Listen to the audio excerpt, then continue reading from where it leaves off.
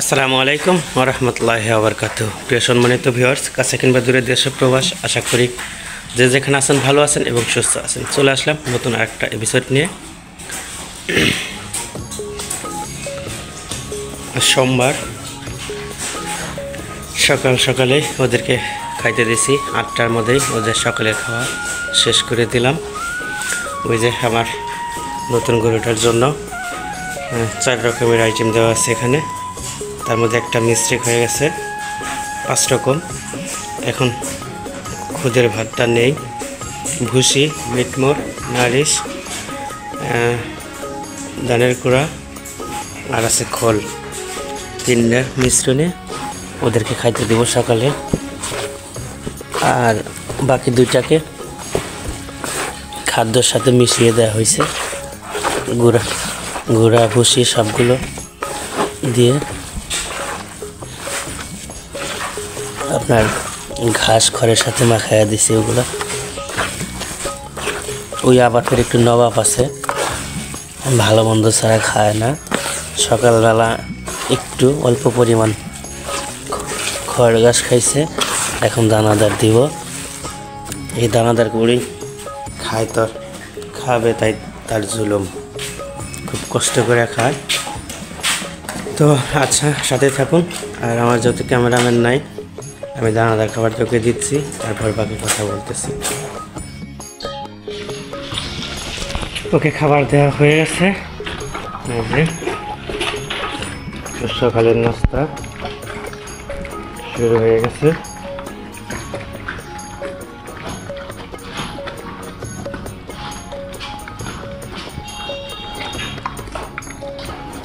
খাচ্ছে, একটু খাওয়া শেষ হলে ওকে খড় গাছ দিয়ে রাখবো, আস্তে আস্তে আস্তে আস্তে খাওয়া।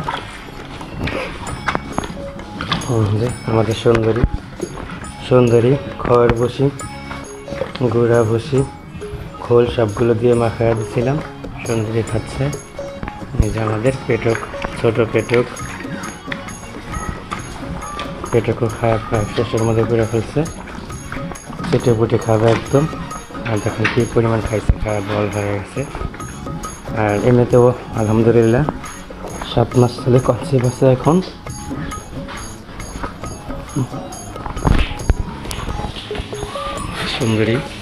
সুন্দরীর মাকে বিক্রি করে দেওয়ার পর থেকে ও অনেকটা শুকিয়ে গেছে।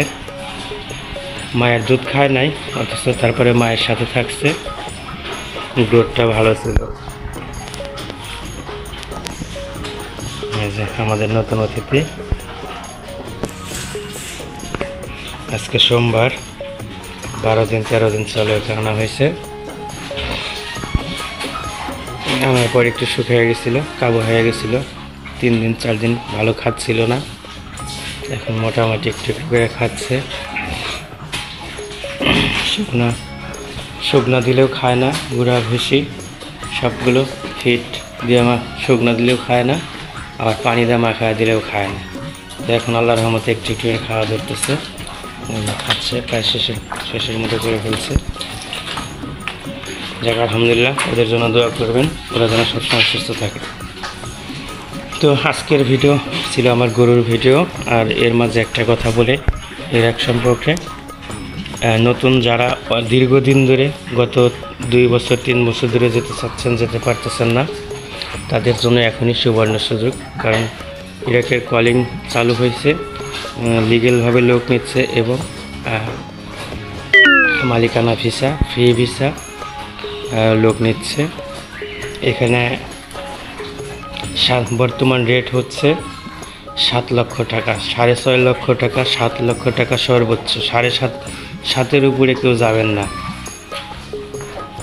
আর এখন বর্তমান ইরাকের ভিসার রেট হচ্ছে $4,4200 টাকা ভিসার রেট, $4,000, 4,000 অথবা $4,200 ভিসার রেট।